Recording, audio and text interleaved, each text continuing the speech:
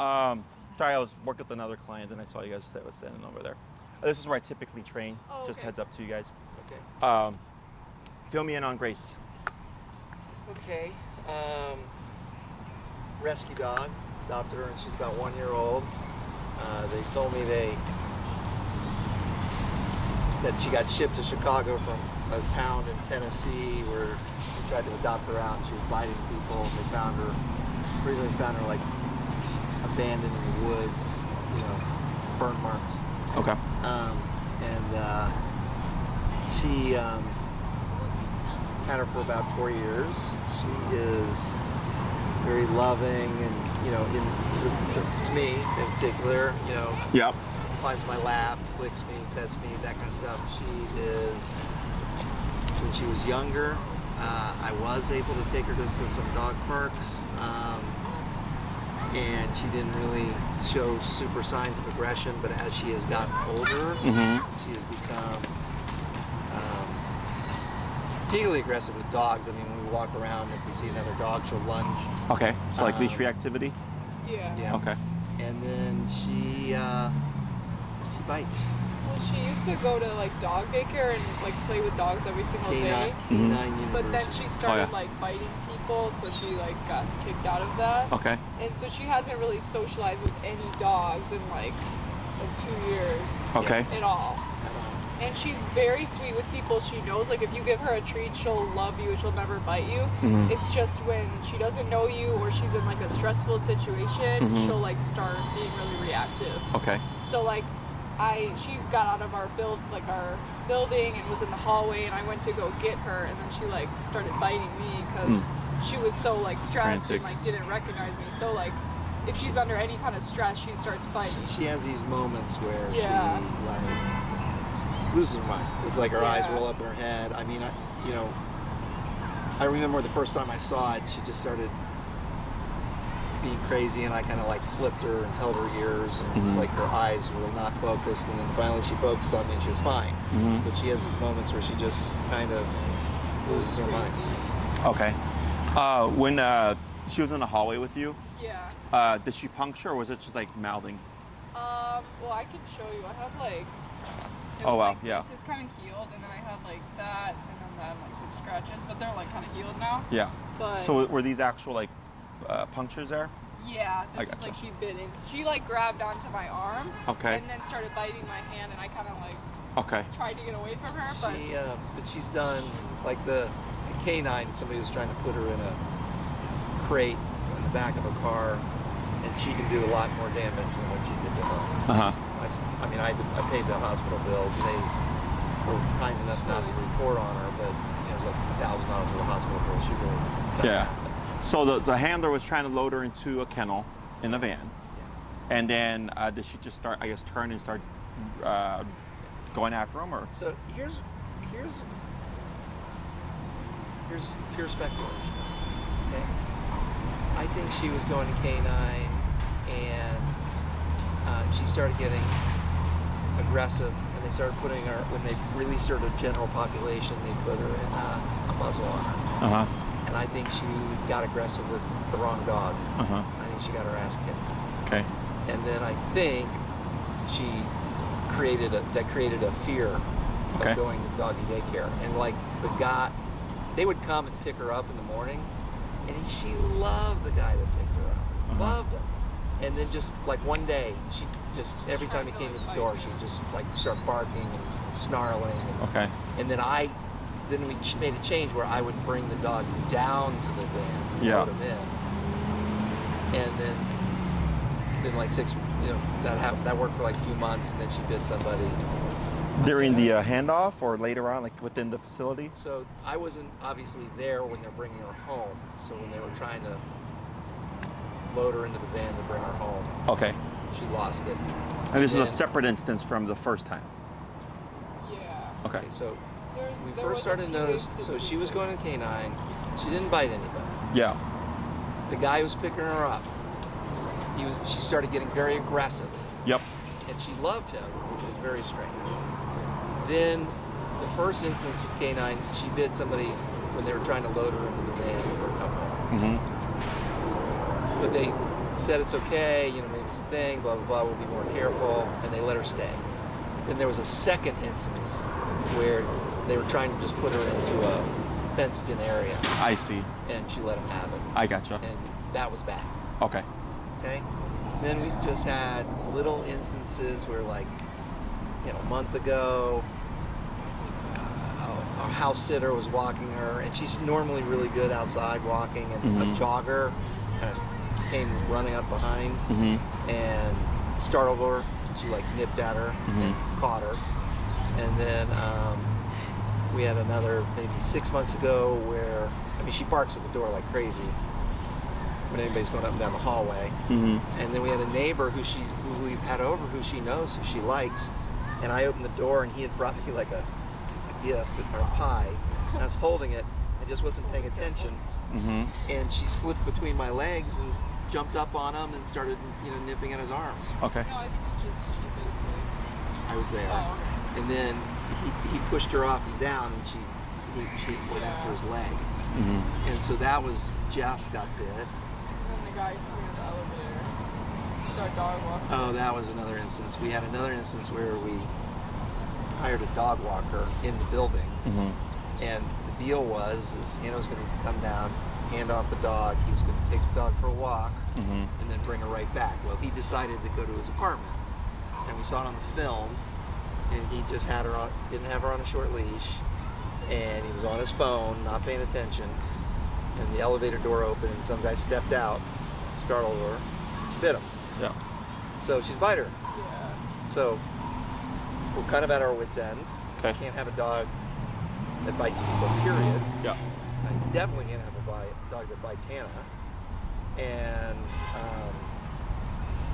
we're seeing what our options are. So Okay. you came up as somebody who might be an option. And I'm definitely never euthanizing her, period, end of story. Okay. That'll never happen. But, you know, do I need to start trying to find her a new home when somebody has a farm or something? I don't want to do that. I love this dog to death. And Okay. So there's a lot of good information. Nothing that I've not seen before, thankfully, because I've been doing this for so long.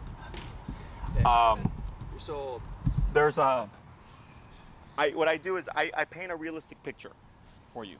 Okay. What you can expect, things that we'd have to change, stuff like that. Limitations we'll have to put on the dog to reduce risk to liability. Okay. Just, last comment, it's just really stressful. I mean, Oh, 100%, yeah. I mean, just taking her, just bring her here. It's like I don't know if you saw me, but somebody's walking down the path with another dog, and I gotta go, make a big circle so she doesn't lunge at it. Yeah, I gotcha. And it's like you gotta keep her on short leash, and you're always looking behind you, and you're always looking ahead of you, and you're like, you gotta do this the whole thing. Yeah. You're 80% of my clientele. Okay, so all that stuff is normal. Like the young lady that just left right now, this was her second class, and she was just telling, and you saw her little chihuahua, right? Super reactive towards everything. But when we did the consult, like the dog was barking at every little thing, even if you're like 50 feet away, she was barking, right? But she was telling me the same thing, like, oh, I have to take my dog later in the morning, or really early in the morning, or like super late at night, because I'm trying to avoid all the dogs and stuff, and I don't want to have to deal with the reactivity. And now she's like, oh, I was going out when the dogs were all over the place. Now she's still working on the reactivity because there was things she was doing incorrectly, so we had our second class today, cleared some things up, and then we made some more progress, okay? So that stuff is the easy stuff in my opinion, okay? The hard stuff is when it's not you, it's another person, okay? So going back to the daycare stuff, and so Canada University, funny enough, is right across the street from my facility. Okay, so I know Canada University. We've had a few of their dogs leave them, then come to us. So Canada University, have you ever been there? I never made it there. Okay, so most daycares are unstructured.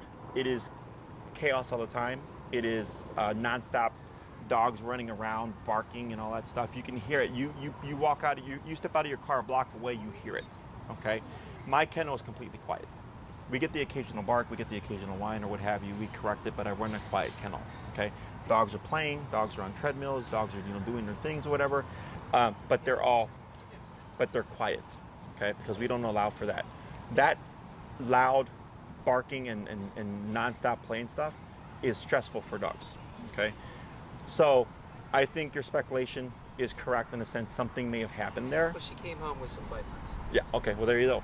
Very clear, right? She got her butt Scratch on killed. her leg. And it created distrust.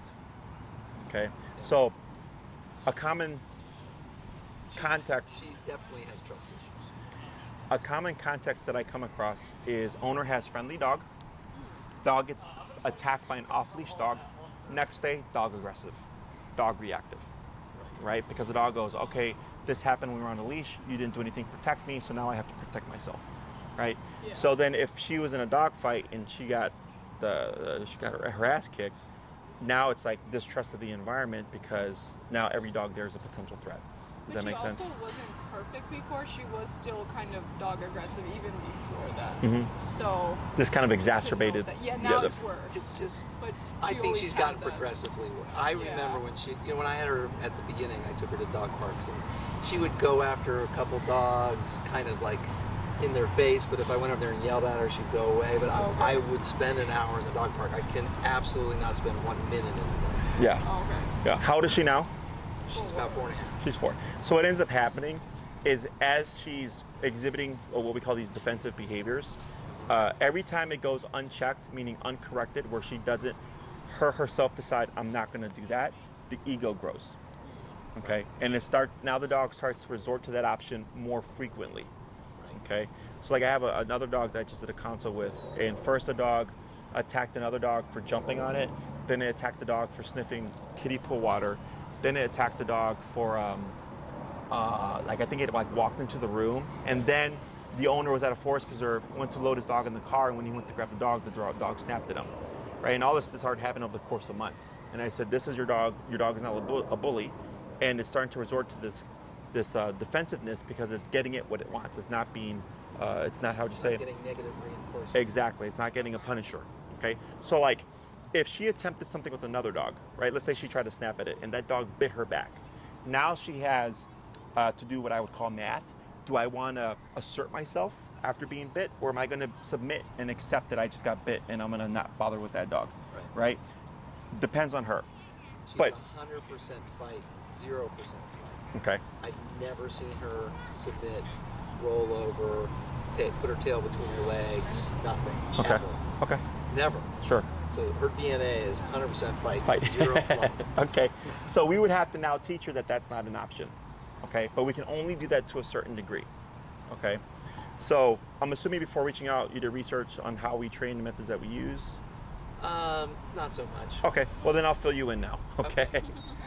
So, And we have used the e-collar, yeah. What kind, do you know what the brand was? I don't. It's round, it's white, it's got a red button, a black button, and then a test button. It's a round remote? Yeah. Okay, so you probably have the educator. So what Yeah, you're gonna do here, She's been trained. I've sent her, when I first got her, I sent her off to a place called Park University, which is way more. Okay? And she, if you remove triggers, she will sit, she will come, she will stay, she will go to her place, I could throw a treat on the floor after I put her down, have her down, and she won't move until I release. So she's got the obedience stuff in her. She's been trained with all of that. It's when she it's when she gets these triggers and loses her mind. That it's just, she's uncontrollable. yeah, so I would call it like the red zone, where they're not thinking clearly. Same thing with humans. If human becomes too irate or angry, we say things we don't mean, do things we wouldn't normally do, right? So it's similar for humans. So I train using remote collar, okay? Most people, when they apply the remote collar, tend to think of it as a punisher, meaning you're at the dog park, she starts to do something we don't want her to do, we would use the collar to punish her. But if it's not been layered correctly and the dog does not understand how to turn it on and how to turn it off, it can just exacerbate the problem. It becomes a random thing, as opposed to a thing that goes, hey, don't do that. And she goes, okay, I'm not going to do that. Does that make sense? Right. So it just, we'll do it at 8 or 10 just to get her attention. But then if she really just isn't, if she goes in the red zone, we might have to kick it to 20. Yeah, you have to go higher, correct. So when you did it was a board and train, or it was one-on-one with At the beginning, she was there for 8 weeks. Yeah. Oh wow, 8 weeks. Well, she was a total shit show. Sure.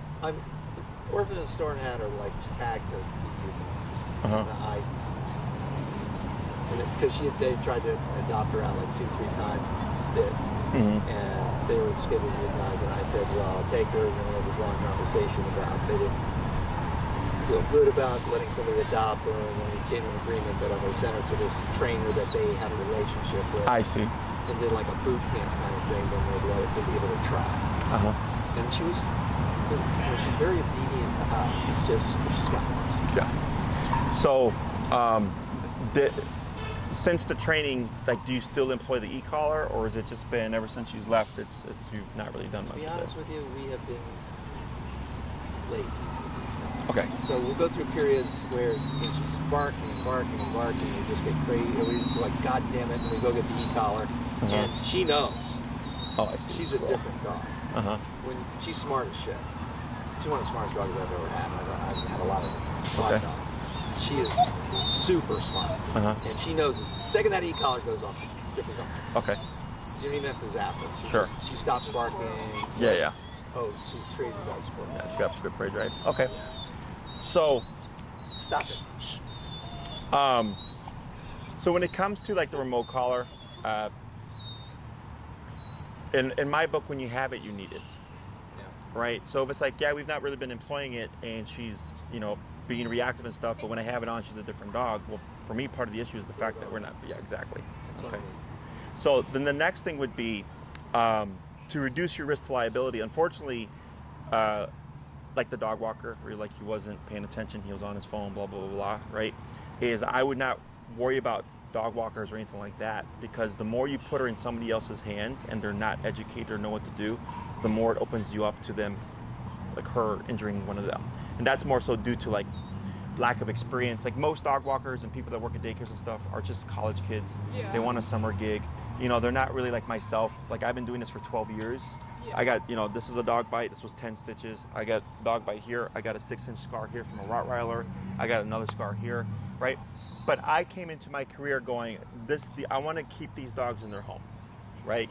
So I've spent lots of time building my skill set and all that stuff, but that's because this is what I want to do. Whereas for the average person that works at a dog daycare, it's like, this is my summer job, and then I go to college in the fall. I think our dog worker saw that she was really sweet because she knew him, and he probably let his guard down because he was like, oh, she's so sweet, she wouldn't like. I don't do that because I know, yeah, right? Because if everything you're telling me here, right, I go, okay, cool, great information. And if I were to work with her and she seems really sweet to me, in the back of my mind, I go, I know what you can do. Yeah.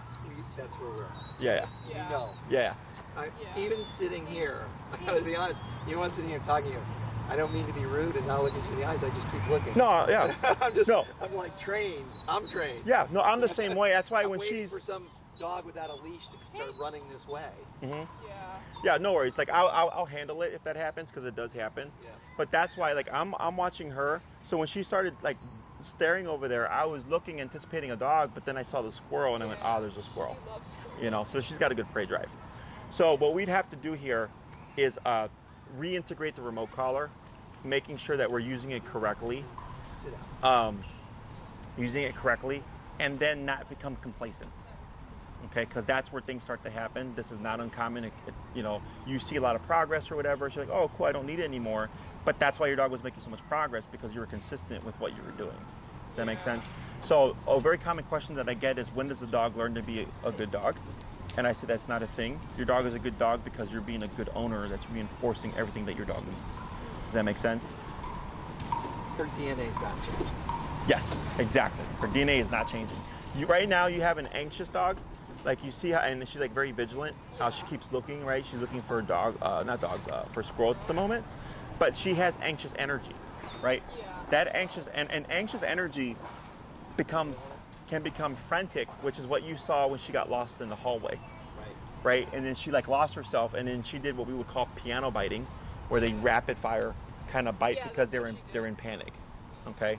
So That's That's exactly She what bit like is. 4 people when she got in the hallway. So she chased down the Jeez. plant manager or the building manager. She got one guy by the work boot. Well, they We were had to buy like him a new pair. hiding behind doors, so And the neighbors were calling and screaming because we weren't home. Yeah. So she got out into this hallway and nobody was home. Because one of the doors was defective, and then Just got out. she just got out. Yeah. So. So in that moment, because she escaped the home, like all of that, for me, is just a dog that's freaked out. Yeah. Now, we don't like what happened, right? But to me, it makes sense why it happened. That's why I don't judge the dog, because I go, yeah, it makes sense. Yeah. You know, now, it's not like she proactively opened the door with the intent of attacking people in the hallway. That way, She's smart. Yeah. Well, no, she opened a door one time. Remember? Like a sliding Like a bedroom. Sure. But dogs don't do, like, dogs aren't proactive. Like, she's not thinking in her mind, I'm going to escape the house and bite somebody. Yeah. Right. Like a human would. Yeah, like maybe she got out, like she figured that out, and then she's like, oh crap, I'm outside. I don't know what to do. I can't get back inside. Now I'm freaking out. And Strangers are coming out random doors. and her first response is fight, like you noted earlier, right? So all of those things are what I would call like all the wrong things happening at the right time, right? But for me, like I remember my mentor told me about this dog that was freaking out at a veterinary clinic and was like going after everybody. So he had to go there with the special suit that we wear that protects us. And then he's like, this sounds like panic because the dog was just all over the place. Sorry, I triggered. Yeah, it's okay. It's going all over the place with people. And then once he got the dog calmed down because the dog knew him. You know, but again, like it was something that we didn't judge because we know that you're in an unfamiliar environment, you're freaked out, you're stressed out, you're trying to protect yourself. You know, it's fight or flight, and the only option you have is fight because there's no way to escape the hallway. Right. Okay, so what I would do is, you know, we would review the remote collar stuff. Now, when you did your 8-week boarding train, did they do follow-up lessons with you? Yes. Okay, how many did you do? She went back. Oh right, I forgot about that. She did like 8 weeks, and then we brought her home. I brought her home, and then met my niece at a park, and she never bit anyone. I didn't know what was gonna happen. I had one of those, you know, stretchy, you know, they stretch out and stretch back like 25 Flexies. footer. Yep. And she came up and she put her hand down. She's like, "Oh, hi, puppy," and she was wagging her tail and jumping, da da da. My niece just reached down like this, bit her. Yep. And then I put her back in the car and turned her right back to the place with the trainer, and she was there for another month. So wagging tail doesn't always mean happy, which I'm thinking you probably learned by now. Yes. Right? Yep. Wagging tail can also be warning, like I don't know how I feel about this, or I'm going under stress. Right? Also, that's not how I tell people to greet dogs, because you're right there in proximity to get bit because you're presenting your hand to them. So when we bring people into the house, what we've learned is we bring them in.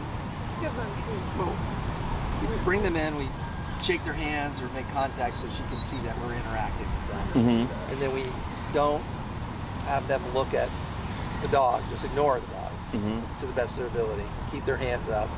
We have them like sit at the kitchen counter and we give them some treats, and they'll throw the treats on the floor. She'll start eating them. Then as soon as she gets food in her, she's very food driven. Okay. Extremely. Okay. Like she'll do anything for a treat. Sure. And then throw some treats on the thing, and then she's fine. And then she'll jump on her lap and lick them. But it's got to establish that I'm here to give you treats. Sure. And then I'm good. Okay. But people she doesn't know, like the service guy, like we have to take her and put her out on the porch and close the porch door whenever we need some maintenance. This maintenance guy won't get near her, and she'll just bark and jump. She's a jumper. Jump, bark, just scratch the glass. Yeah, she's really worked up right there. Yeah. Okay. Yeah, and I don't care about if she likes the maintenance guy, but I would correct all that because that is going unchecked, and then she's learning I can get away with this. Does that make sense? Yeah. So, what I would end up with your particular case, what I would do is we have to build your confidence back up, because like right now you said like you're kind of just on edge, right? So that's why I like working out of here, because you learn how to be in this environment, learn I actually have control over my dog, learn if things go south, how to de-escalate the situation, get her back under control, but then build your confidence of like, okay, I don't need to be so worried about the environment because I have the ability to regain control even if I lose control. Just point of clarification. I don't feel like I ever have to worry about me being in control of that dog. This dog, more than anybody on the planet, this dog listens to me. And I will negatively reinforce if need be, right? Most of my concern is I'm worried about other people. Like we were on a dock, and there was this boating dock, and there was this guy, and I just had her hold Grace, and I walked up to her and said, "Hey, can we just hold your dog? So we got to walk by." And I was like, "Oh, my dog won't do anything." I said, "I'm not worried about your dog doing anything." I said, "I'm worried about my dog eating your dog, and if you don't want to hold your dog, that's up to you, bro." Yeah. So my paranoia is this little dog over here just perks up the ears and comes running straight at me. Yeah. Now I can grab her and hold her and yank her and pull her away, so I'm not worried about that. Right, but what I'm saying is like... But yeah, I would like to reduce our stress level and the fear that we have of other dogs getting hurt or other people getting hurt. Right. So what I mean here is like, let's say that happened. Yeah. Right, let's say that dog ran over here. One, there's things you can do to control that dog to a degree. Two, it's okay, let's say she tried to flip out, we would have to shut that down to tell her like, you're not gonna do that. It's one thing to like pick up your dog, whatever. The dog doesn't understand that, right? It's like that Chihuahua, the owner used to just pick her up. And I'm like, no, leave the dog on the ground. The dog has to learn how to deal with it with its paws on the ground, right? Earlier, we were here, some guy's dog walked up about 6 to 8 feet, the dog blew up, we corrected the dog shut up, right? And then the guy kept walking. I'm like, your dog needs to learn that this is gonna happen. Now, if the dog is here, that's a totally different story because it's now right in the immediate space, right? But dogs within close proximity, even if they're running over, she needs to learn like, okay, this isn't my responsibility. I don't need to fight this, my owners will handle the situation. So I'm not just teaching you how to handle this, I'm teaching you how to teach her that she doesn't need to do anything, okay? But I can only teach you, that's why I was like, your dog walkers, I wouldn't worry about dog walkers. She doesn't need a dog walker, okay? That's something that we do thinking the dog needs it. Does that make sense? Yeah. Because giving her to the dog walker, if they let their guard down or if they're not educated enough, they put your dog at risk. Yeah, well, we gave up on dog walkers a while ago. Yeah. We'd love to find a competent new canine that can handle her. She needs the exercise. She needs to work. I think she's got some working breed in her, and she can get out as much as she needs to. Once, and I'm assuming that's because of the behavior. Yeah. Yes. It is. Once you get things, you start to make progress, you're going to start to do more. Okay? Because, and that's why I said it's because of her behavior. Because I already know this, right? It's not uncommon for owners of dogs like this to become withdrawn, or at least with the dog. Put the dog away in a room when someone comes over, put him in the kennel when someone comes over, take him out at odd periods of time, go out to potty, come back inside, right? Yeah. And that makes the problem worse because now the dog's not getting as much exposure. But then also for you, if you take out the dog more, now you're exposing yourself to more stress because of all the shit that's going on. It's a spiral along. Yes, Yeah. okay, it's a feedback loop. Yeah. So with more control, we get more freedom is what I always tell people. Okay, that's why I said we have to build your confidence up so then you're like, oh wow, like I actually want to walk my dog now, okay? So the next step to this is, unfortunately, we can't always account for the environment. Sometimes shit just happens. Is I see you have her muzzled, which is great. Is what I would suggest is getting her a basket muzzle if she doesn't have one already. Okay. So the basket muzzle allows you allows her to wear it for an extended period of time. This is meant for temporary. Okay, this is like, they call them grooming muzzles, so they'll put it on the dog so they can groom them, and then they take it off because it's like an hour to 2 hours. Whereas the basket style muzzle is for a period of time. So I get some dogs that are so aggressive that they're e-collared and muzzled 24/7, okay, until we get them to a spot where we can trust they're good, okay? But we do that because obviously with safety and my staff and handlers of varying degrees of experience, I'm not trying to expose them to risk, so I will tell the owners flat out, your dog's gonna be muzzled 24/7 until we get them to the point where we trust them. Does that make sense? So when you're walking with her, unfortunately that anxiety of like, what happens if I turn the corner and there happens to be a person, or like if somebody's dumb enough to just come up without me knowing and pet my dog, which does happen. Yes, we would have her muzzled. Okay, so you would have her under control. The muzzle is there in case someone is ignorant and does something without your knowledge. This happened to a client of mine many years ago. Dog wouldn't even be here. He'd be lunging and barking, right? People, dogs, whatever.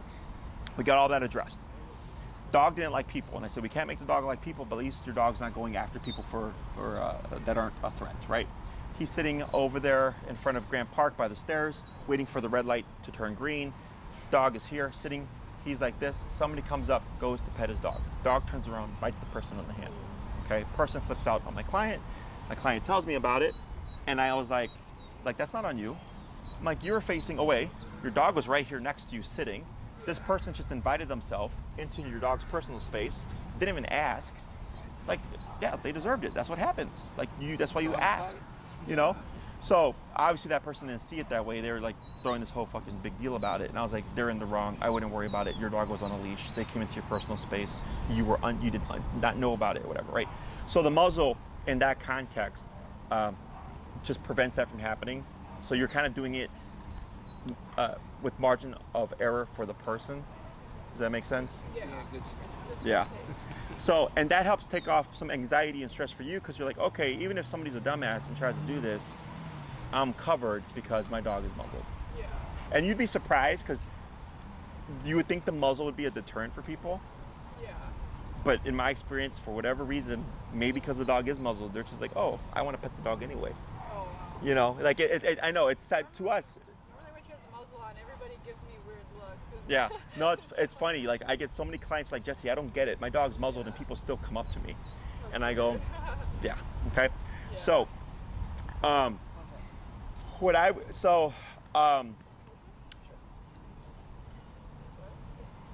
in terms of what you're wanting from your dog here, right? So you'd like to be able to, I'm assuming, walk your dog in peace, not be so freaked out about, is she gonna bite somebody? And then limit your exposure to risk. Is all that correct? Well, I'd like her to not bite people. I see him. You like her to not what, bite? I'd like her to not bite people. Yes. So there's things that we can do. I'm here to see if you can help me teach her how to not bite people. Yes. So there's stuff that we can do, okay? However, I cannot guarantee she won't bite again, okay? So think of it this way. Let's say someone goes to anger management and the therapist, whatever, says, I'll make it so you'll never get angry again. Are you gonna believe that? Right up until the point I get angry. So there's stuff that we do that minimizes the dog's, she'll be less likely to resort to it, but it is always an option. Does that make sense? So what we said, suit I mentioned earlier, that it's a 60-pound suit that I wear. I can come in, I can put all the pressure in the world on your dog. She can attack me all she wants. We would correct her with the e-collar, let her know, hey, that's not allowed. But if you're on the street and someone catches her off guard and goes to pet her, what's to say that she's not gonna do it there? And it makes sense, because she's caught off guard and she's like, well, you're in my personal space, here I go. That makes sense though, right? Now, with the training, there would be what we would call a buffer, where the dog sees and goes, hey, I don't like this, and like, do I really want to do this? Because I've done this before and I got corrected for it, but there's nothing concrete to say the dog won't do it. Does that make sense? Yeah. But you can reduce how do you say? the likelihood? Yes, we teach her fight response is not acceptable. She needs to figure something else out, okay? But if, for whatever reason, in the context, if she feels I'm in danger, I need to do this to protect myself, it's still an option. Yeah. Does that make sense? But after the training, like, let's say someone came up and like did like the hand thing or whatever, and she was wagging her tail, would she? I wouldn't even let like, that happen. Okay, so that. Because that's the other part. She would never be friendly enough to like be introduced to a stranger. Well, the problem here is, you've given me a few contexts where people have approached her, she seems happy, and she bites them. Yes. Okay, so do you see that? Yeah. So if you do not know how to read it correctly, you're putting yourself at risk of liability there. And for me, the reward is not worth the risk. Yeah. Like, I don't care if the random person wants to pet my dog. I don't know you, go away. Yeah. I get lots of people that want to pet my dogs, and my dogs are social. I go, oh, no. Yeah. If you want to go pet a dog, pet your own dog. Well, I was just asking to see if she would ever be that friend. She could ever be that friend. Is there stuff that we can do? Yes. Yeah. But there's no guarantee that she would like the person. Okay. It's not 100%. Yeah. So it depends on. There's no such thing as a guarantee just because it's an animal. Yeah. It's not a car, right? If it's like, oh, I have a bad muffler, and you go get a new muffler and you leave, it's a mechanical thing. Yeah. This is a living, breathing creature that has her own thoughts and emotions of things, right? So if I come into her personal space and she's like, hey, I don't like you, like there's nothing that can make her like me. There's things we can try to do, right? I'm sure, like there's people that I've met that I don't like, and I'm sure there's people that have met me that don't like me, right? That's perfectly fine. So there's nothing, no one can, like for you, I'm sure there's things you don't like, right? No one can make you like that stuff. You decide whether or not you like it or dislike it, okay? So many years ago, I used to not like sushi. And then a friend of mine was like, hey, let's go to this buffet, all you can eat, try the Godzilla roll. It's cooked, it's not raw, because that's what I didn't like. I thought that was gross. I tried it out, I loved it. And now I eat nigiri, sashimi, poke bowls, all that stuff. But I'm the one that decided, hey, I actually like sushi. Yeah. Does that make sense? Yeah. So for her, if she doesn't like someone or something, there's things that we can do to try. Yeah. But ultimately, if she's like, I don't like this, we can't make it happen. Does that make sense? Yeah. Let me ask you a totally different question. We've been talking about this. Yeah. You know, she seems to be unsocialized and getting less social. Yeah. Would another dog help her? No. No, that's a separate thing. Okay. So like, I have clients whose dogs are reactive, and they're antisocial here, and then they get another dog, and they play and are completely fine with the other dog, but they're still antisocial out here. Oh, okay. Because this is a separate context. So it wouldn't help. Yes. It might make her happier at home, but it wouldn't. It'll make you happier. Because she wants someone to play with a little bit. Yeah. The dog don't care. She's not thinking, man, I really wish I had a buddy to play with. Yeah. Dogs don't think that way. Okay. We do these things. That's why I was like, dog walker, she don't need it. Daycare, she don't need it. What she needs is regular exercise, that would be ideal. Food in her belly, water in her bowl, roof over her head, her shots, all the things that she needs to live. That's what she needs. Everything else is stuff that we do to make us feel good, right? So like when we do training with positive reinforcement, a lot of trainers will try to use positive reinforcement to fix these issues, right? And the owners will fall for it because it makes them feel good to think that something that's positive can change their dog's behavior. Does that make sense? Yeah. But that's where punishers come into play. Punishers are meant to deter. Not everything's rainbows. Yeah. You know? Does that make No sense? problem zapping the shit out of her if she needs it. So I don't know. Yeah. And we would correct her as necessary because we do need her to take the correction and think to herself, why did that happen and do I want it to happen again? So what is your process? Okay. So what I would do Where here, would you start? What would you do? How would it work? the first thing we do is always review heel. Okay? Even if the dog has already had it trained and all that stuff, we always review heel first. Heel fixes 70 to 80% of problems. Leash pulling and leash reactivity are the two most common problems that we see. Heel fixes both of those things. Okay, so that client that just left before you, heel and our leash pulling and leash reactivity were a couple of her biggest issues. Okay, so we covered heel, and she, after her second class, is making great progress. Okay, you see all this crying and stuff. Yeah. I'm willing to gamble. I'm 99% sure that all of this nonsense would be done after the first class. Sit there. Oh, really? Yes, because it's all about the discipline. Let's just see Okay. if she would feel. I haven't tried it. You tried to have her feel? Feel.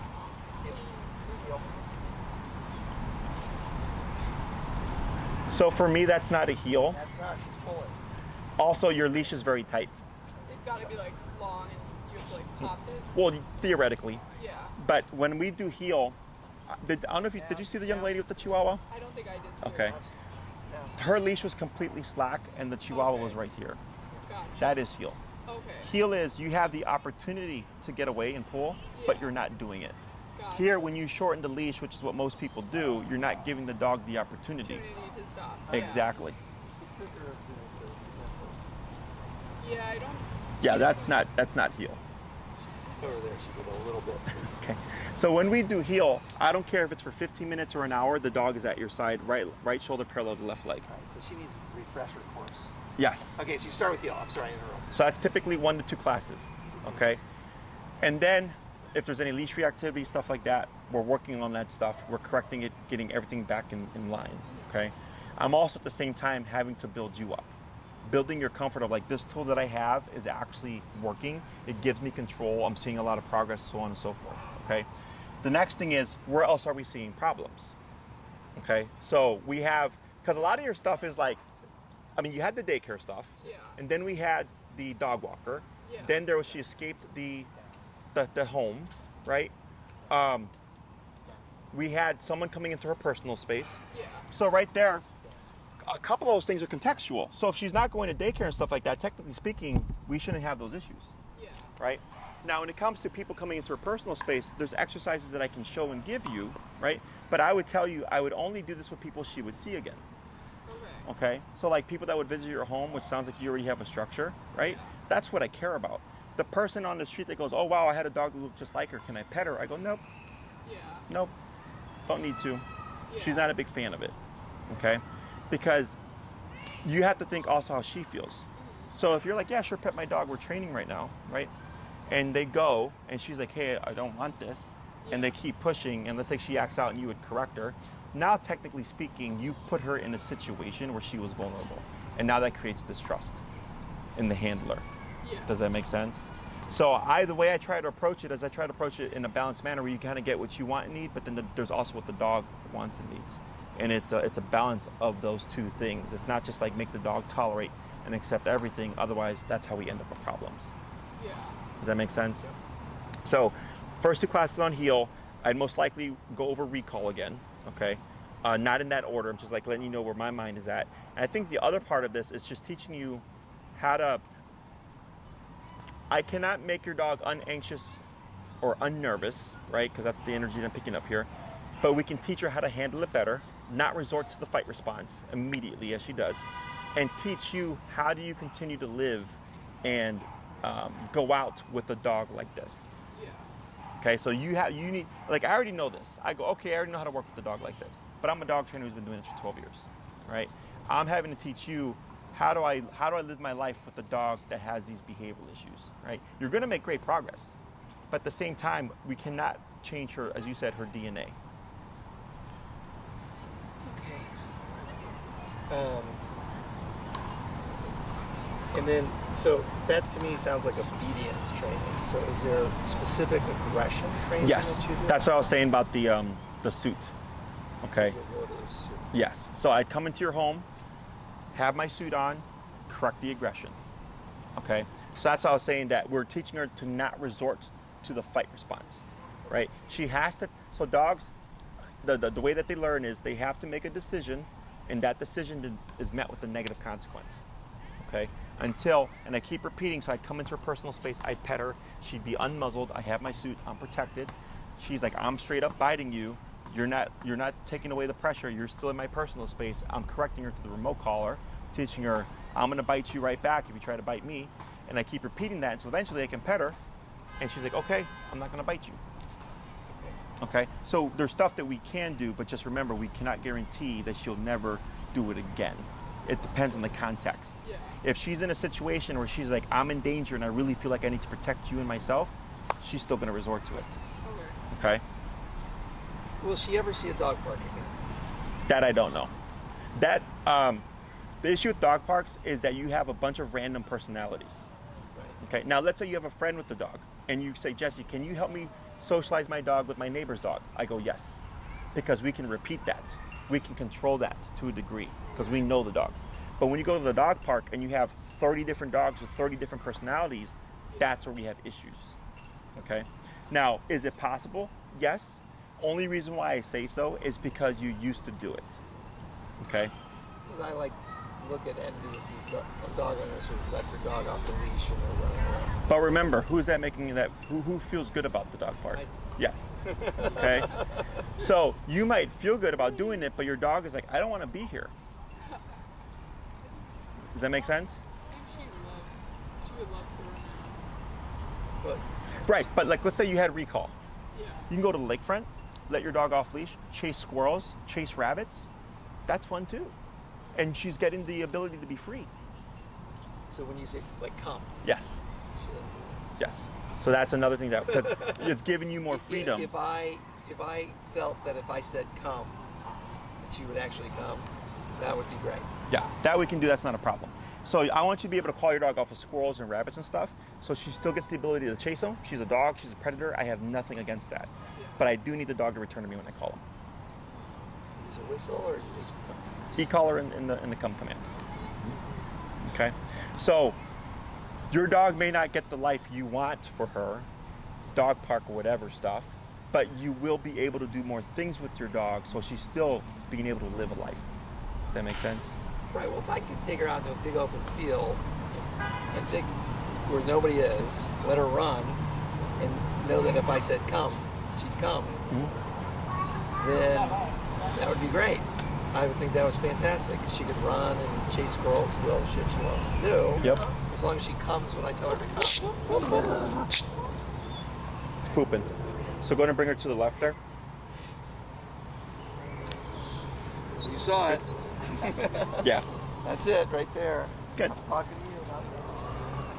Yeah, I was like, But that's why I saw it for you. Thank you. yeah. Uh-huh. Now you see there, you see what I did? Yeah. What did I do? Stop the other one. Well, it stopped the poop, right? Yeah. So I won't take all the credit. But if you're holding her on the leash, how do you? I show you, yeah. So that's why she needs to be under control, because then I can put her behind me and still assert myself to the threat. Yes. So that's what I did. I moved directly towards the dog. Okay. Our instinct That's is what typically. I would do the same thing. When other dogs come at her, I go towards those dogs. Uh-huh. Stop them. Grace, stop them. This dog was to be on the scent, so I don't think so. She's right here too. Yeah. Okay. Okay. Yeah. So you'd have the ability to do stuff with your dog. It's just like I cannot guarantee dog park. I'm not asking for. I know life has no guarantees. Yeah. I just want to know I like probability. Yeah. I'm not saying, and I've had clients go back to the dog park. I'm not saying it's never happened, right? I'm just saying I'm not going to guarantee it. Okay? Because then if you're like, oh shit, Jess said he's going to go to get me to the dog park, and then I don't get there, who are you going to be mad at? You. Yeah. All right? And I'm expensive. So I'm not just tell you flat out, these are the expectations, this is reality, right? So the training is done here at the park. We need to come. Yes. Be here with you. Yes. I would not do a boarding train here because this is behavior and you need to understand it. I already understand it. So Yeah. We would have to come. We have to set up a weekly time. Are you guys, where are you guys from? Yeah. Oh, you're, okay, it's not too far. Yeah. Yeah, this park is the busiest park in Chicago, just so you know. That's why you train here. Because and this isn't even busy for Oz Park. This gets like 8 times as busy as this. You got rollerbladers, strollers, bikes, off-leash dogs, baseball games, jazz bands, a hot dog stand. Like there's all sorts of shit here. Yeah. Okay. Yeah, I know. But yeah, that's why when we started training here because of COVID, because nobody wanted me to come over, whatever, I came up with like social distance dog training out here. And it was so popular, people loved it. And I don't have to touch your dog, by the way. I coach you through everything.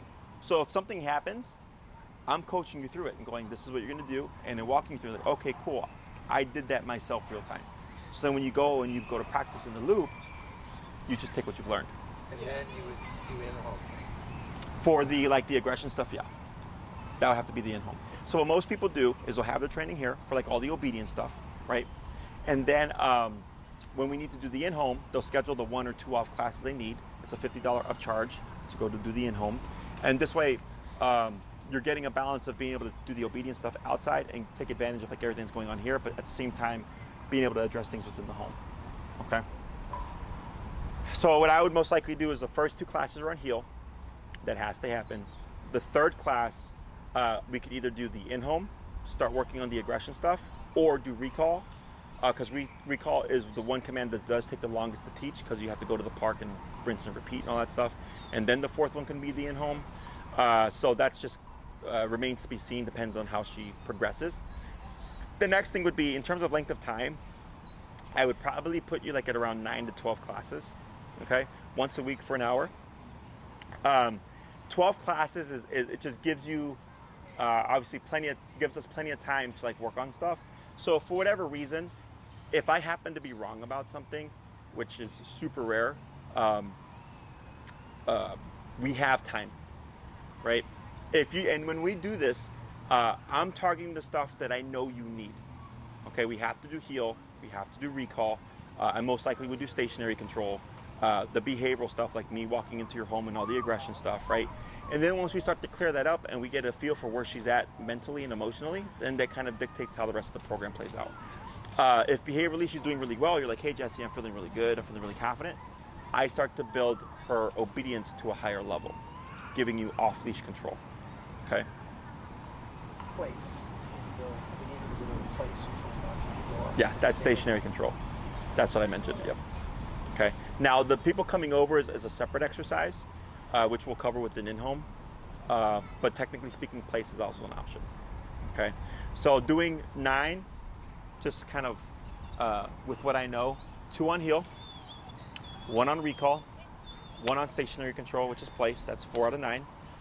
Walking into the home, that's 5. Physical touch for the aggression, that's 6. That leaves 3 as a variable, okay? If all that plays out really well and we see like, hey, she's doing good, she's not trying to attack me, blah, blah, blah, blah, so we might do the touch again for another class that leaves us with 2. The last 2, I would help you or show you how to build her recall and her heel to an off-leash level, okay? If you did 12, as I said, more time to work on stuff, and if we see she's doing really well with behavior, then I use the rest of the program to show you how to, and then we teach like more commands or establish more control. With more control, you have more options. Okay. If you only know heel and recall, you only have so many options, but those 2 things will let you do a lot.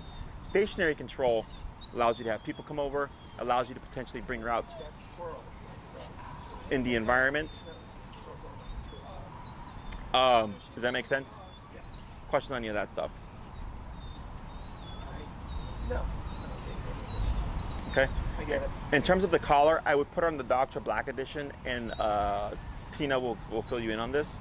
It's meant for a 70-pound dog and over. The only reason why I recommend this is because since we're dealing with aggression issues, we want to make sure we have enough output to shut that shit down in case it crops its ugly head, okay? It's perfectly safe to use. I could put it on my 8-pound Chihuahua. It's perfectly fine. You just simply get more from less. So a lower powered collar, you'd have to be higher. On a higher powered collar, we're actually lower, okay? Questions on any of that? Okay. All right, you've given us a lot to think about. So, what I suggest, have you watched any of our training videos? I've not. If you go to my website, canineperspective.com, and on the home page, if you scroll up a little bit, you should see a YouTube video with the pit bull kind of smiling in the sun. Click on that video. It is a very good one to watch because she shows up at my facility, neurotic, lunging at everything, barking dogs at people, and then by the end of the session, she's calm and passive. And you see me touching her and she doesn't do anything because she's calmer, okay? But I explain in the video how the process works, okay? And that video is also part of a playlist called Client and Dog Training Highlights. Those videos in that playlist are very good to watch because they're also like other, like I had a client that came up from Austin, Texas, nervous, reactive, bit a couple of people, and then within one class we turned it around. Okay, not every class is done, not every client is done in one class, but it just shows you how quickly the process works, and you see me break it down also, okay? Anything else?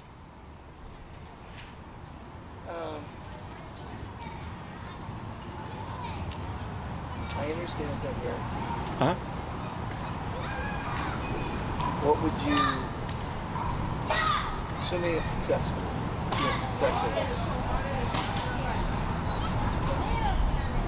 will we be able to let a dog off the leash and have her, we'll be able to let the dog off the leash, have her, Yes. we'll be able to say, sit down, she'll sit. That would be a longer program, but yes. That would be like the 12. Okay, yes. Have her sit down, like if she's over there, I say sit. She'll sit. Technically speaking, yes. And then the muzzle that you're suggesting forever? Yes, at least when you're outside. Now, let's say you're in a clear open space and you're like, okay, they're all over there. You could take it off, right? But if like, and this happened to a client of mine here at this park where she was playing fetch and her dog went after the ball and this guy just like invited his dog and it came at the ball at the same time. They got in a dog fight, right? But she was like literally like minding her business and the guy just decided, oh, let me invite myself over to where you're at, you know? Unfortunately, One other weird behavior. Every now and then we'll give her a bone or a treat. And she won't eat it. It's like a trophy. She'll like go to a corner and guard it.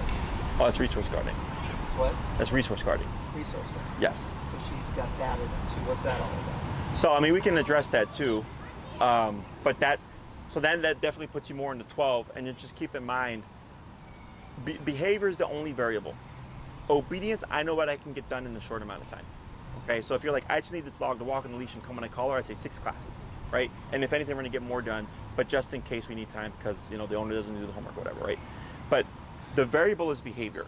So if it's like we're doing 12, we do the heel stuff, we do the recall stuff, then we do the aggression stuff, then we do the people coming over, then we do resource guarding, right? It's not leaving us as much time to cover more advanced obedience. Does that make sense? Now, I always prioritize behavior because that's the most important, okay? Because if she bites someone for like grabbing a ball from her or whatever, right? Obviously that's not good either. But we do have things that we can do to cover that. In terms of what it's about, it's simply an instinct. Dogs, if you give her a bone and then come back to get it later, and if she were to guard it, it sounds stupid, but she doesn't understand that like you bought the bone at PetSmart.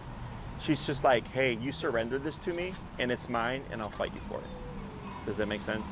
It's funny though, it's totally different. She spends way more time with the dog than I do. Uh-huh. She's home all day. And she seems to be, she will bear her, on occasion, she will growl and bear her her. Mm-hmm. So she's treating her like a litter maid. Yeah, or a lesser.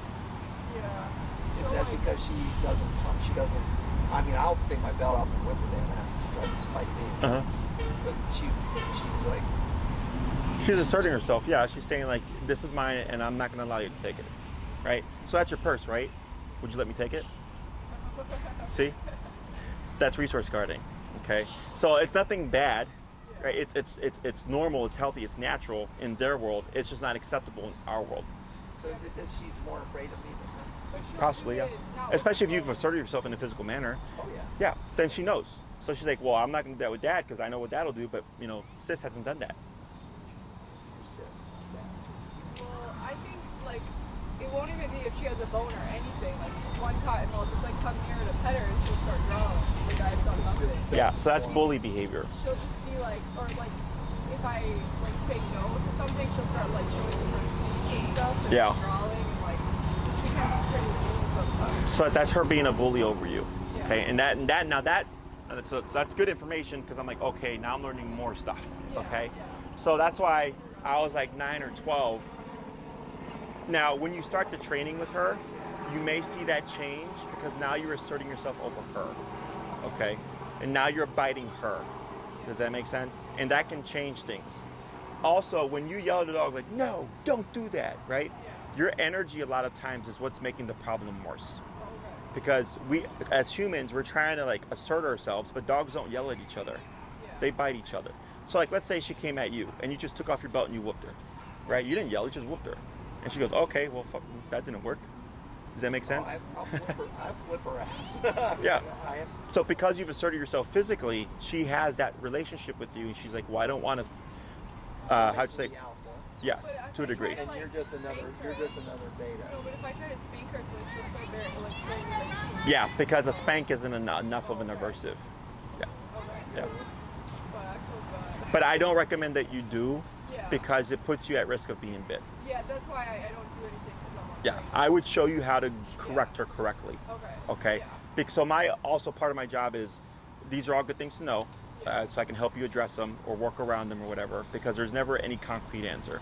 Okay, is to help you get what you're trying to achieve with putting you at very little risk or no risk at all. I don't want you to get bit. I don't want anybody to get bit. Okay, but you do have to assert yourself. Beta dogs show more affection to alphas than they will to other dogs. Betas. That just depends on the moment.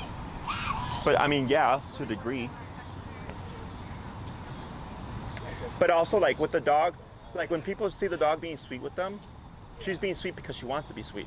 But the moment you try to assert yourself, what happens? She's not sweet. You know, so that's why like the dog being sweet to you doesn't mean shit. Okay, like it doesn't mean anything to me. And that's why when I work with dogs, like, well, I don't need them to like me. I need them to respect me. They'll like me sooner or later.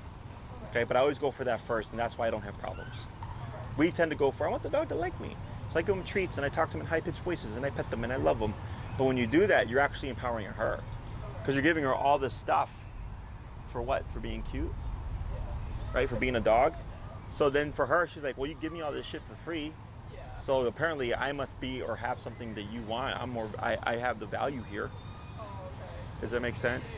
Yeah. I mean, it's like with men and women. If the dude is doting on the woman, the woman's like, okay, you're doting on me, but that's a beta thing, right? The alpha guy is like indifferent or confident. That's what attracts the woman.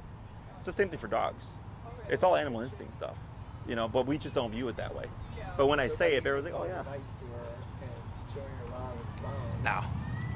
And I'm not saying be mean to her. Like if a dog came at me, I would correct them just to see what correct them. The dog goes, okay, Jesse just doesn't fuck around, so I will not do that to Jesse. And now I have the respect.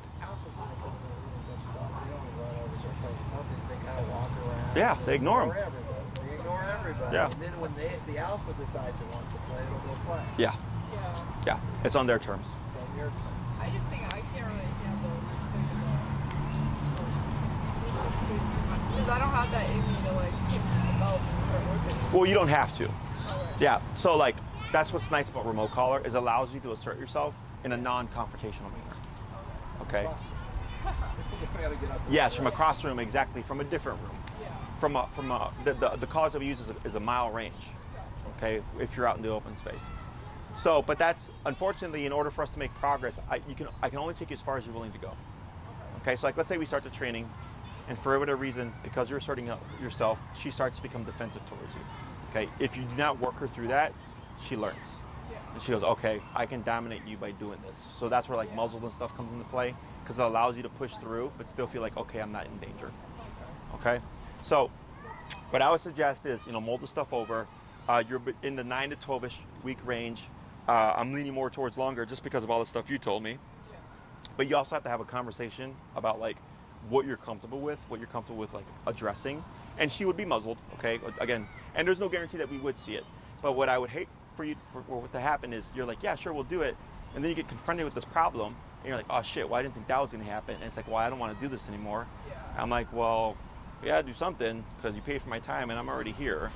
So that's all stuff that you wanna kind of, technically, but unfortunately we cannot make the person do that. The person has to decide to do that.